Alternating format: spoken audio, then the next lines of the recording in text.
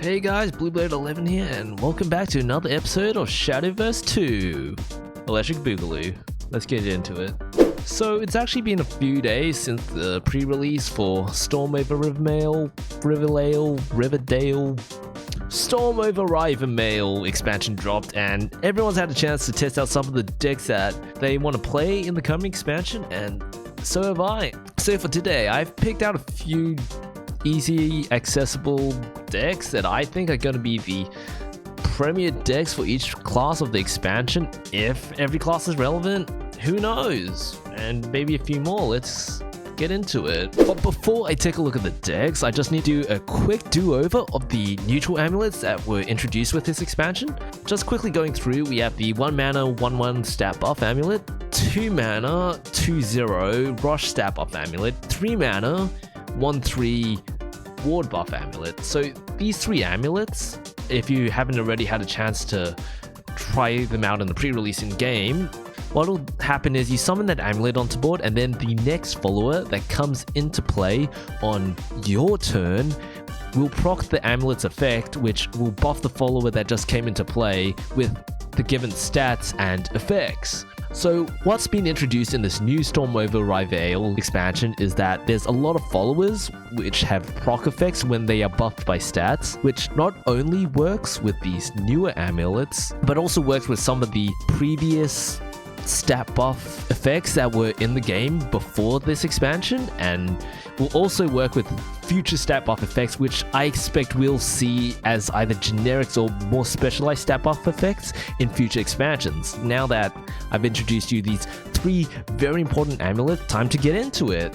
So the first deck I'll be taking a look at today, which I think is going to be very relevant in the meta after the full release of the upcoming expansion, is going to be Stat Buff Forest or Storm Forest, whatever you want to call it. This deck relies on followers that are able to generate value, storm followers which are able to hit face, and of course the new followers who generate these amulets which buff stats. Now, as you might imagine, combo Storm Buff Forest generates value from these stat buff effects. One of them is Forest Patroller, Varmint Hunter. There's also Kokoro because she's just an all-around great value engine. Shaman Shana, if you don't already know, has a free self-evolve when 4 other cards have been played that turn. Sukuna has a free evolve when you play her for enhanced 4 mana. Those 2 cards help bring down the Union Burst cost of Kokoro's effect. Stat buffs contribute to the extra storm damage, which are able to hit face. Wow, hit face, win games. The other key component of this deck, Loxus, Homestead Pioneer. So the way that you use this card is you set up amulets for him the previous turn, so that when you play him the next turn, what will happen is those neutral amulets will be procced by Loxus coming into play, and then what Loxus will do is he will refund those amulets with both PP and new amulets for you to be able to play, since he recovers mana and those amulets for you to keep chaining that effect for as long as you're able to play additional amulets, or for as long as you're able to keep proccing those amulets with either bounces or playing new followers. You get lethal a lot of games by playing Loxus first in the chain and then just spamming a bunch of bounces, low cost followers. You'll eventually have played enough cards to give Shaman Shana both Storm and the free evolve, and when you play Shami Shana on top of amulets on board, you're going to be able to get a pretty beefy 1 mana follower that will hit face for huge amounts of damage. Sukuna with the self evolve, at face value, she'll be a 5/4 Storm. If you're playing her on top of buff amulets like the steed, like the motorcycle, she will usually hit for anywhere upwards of 6 to 8 damage. That kind of thing, alongside the huge value that this deck generates, just outright wins you games. Stat buff combo accelerate something forest, and this is one of the main decks to definitely try out when the new expansion drops. Now for Swordcraft, we actually have one of the older decks, Evolved Sword, from the previous expansion as one of these sword decks to use in the new expansion. So the reasoning behind that is the only card that Swordcraft actually lost from the rotation of Rebirth of Glory was King's Welcome. Apart from that, didn't lose any cards at all, is still as strong as it ever was in the previous expansion, and even though there's a lot of new archetypes introduced with Storm over Rivervale, Evolved Sword has not lost any power at all, and I believe will be one of these sword decks to look out for come the expansion release. Moving on to Dragoncraft, I've actually picked out Discard Dragon as the deck that I'm personally going to be taking into the new expansion. The thing I figured out about this deck is even though we've lost the Wise Dragon Newt, the 3-mana 2/2 gold that can't be attacked, Dragon Council more than makes up for that fact by being a 2-mana discard the lowest cost card in your hand, draw 2 more.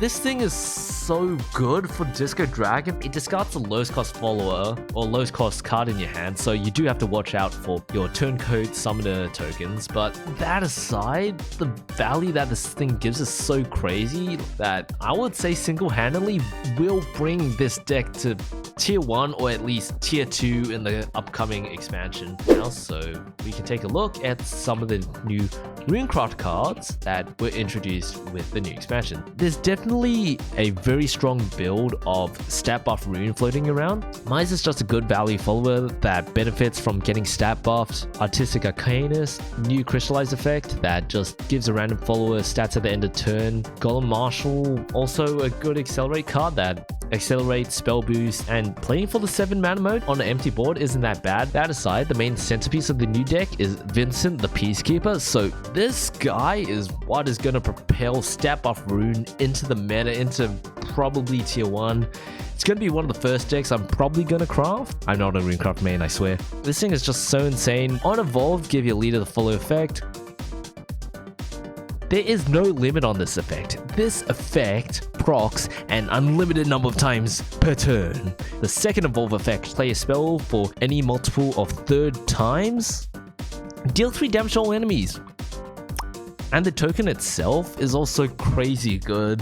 The fact that with Judgment silences any last word effects, any other effects, so for example Eternal Whale from the previous Discard Dragon deck, just crazy good. Bloody amazing. Obliterate opponents' boards outright if you get enough of these. Not to mention all the other spells and other 3-of copy of spells that you can generate and play in this deck. It's crazy. I definitely see this being tier 1 and staying tier 1. If you include Rooney, it has the ability to heal. Crazy consistent burn. Man, this expansion blows my mind with how crazy good some of these cards are. For the side of Bloodcraft, I expect to see a few new archetypes emerge. The 3 archetypes I've seen are the Hedonistic Dealer archetype, which is basically the Measure Brain of the new expansion for Bloodcraft specifically. Crazy good value card, good deck when it pops off, terrible deck when it doesn't. That aside, I personally, for Bloodcraft, I'm going to be playing a aggressive build using Vuela and the previous expansions Ravening Corruption and Bow combo. So Vuela just feeds into that whole draw aggro blood archetype very well. Having a free evolve Storm 3-mana 3/4 is just good for an aggressive archetype that likes hitting phase. I've heard on the spider web that Runeweb Spider is going to be the new control archetype for Blood after Azazel rotates out. It's not going to be the same archetype that it's always been. A lot of the amulet support from both previous and the new expansion is just stupid good value. One of the cards that enables Runeweb Spider in the new expansion is Roulette Vampire. The crystallizer of this thing summons 2 amulets for your trouble, so that's just crazy good when you're playing turn 2 Runeweb into turn 3 Roulette Vampire. You've already got some crazy good value going on.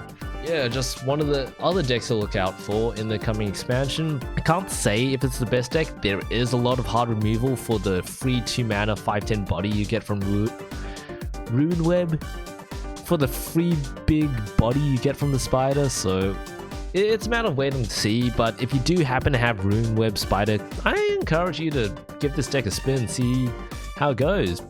There's also a Reanimate deck for Shadow going around that centers around Grudge Teller and reanimating Grudge Teller with some of the new card effects.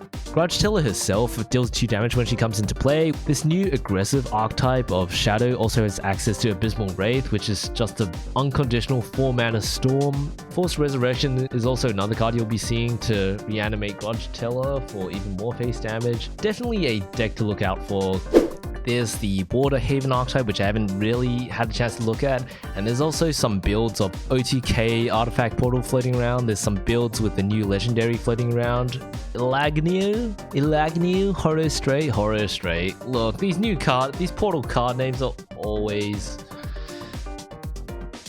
So yeah, that's pretty much it. That's a not so quick overview of the decks which I expect to be seeing for every class come the full expansion release of Storm over Rivale. My personal picks are you're going to see a lot of combo Storm Tempo, aggro combo Forest, and aggro Shadow in the first few weeks of the expansion. On the side, you also see Evolved Sword, as that's still a good deck that's still floating around. There's definitely going to be Portal. You might see Control Haven. You're going to see Ward Haven, Natura Haven. A lot of experimentation. My personal picks that I'm going to be playing in the new expansion: Amulet Forest, Evolved Sword, Disco Dragon. Aggro Forest, aggressive deck with access to a more mid-range value-oriented game. Evolved Sword because it's a good deck, tried and true and tested. Disco Dragon, just a personal favorite of mine that I've been able to experiment with in the pre-release. There is going to be a fair number of effects and cards that are going to give the whale in the matchup. I still think Disco Dragon will have enough damage to close out the matchup before they deck themselves out. Yeah, I'm excited for the new expansion, and I hope you are too. Been a hot minute. I'm Blue Blade 11. Peace!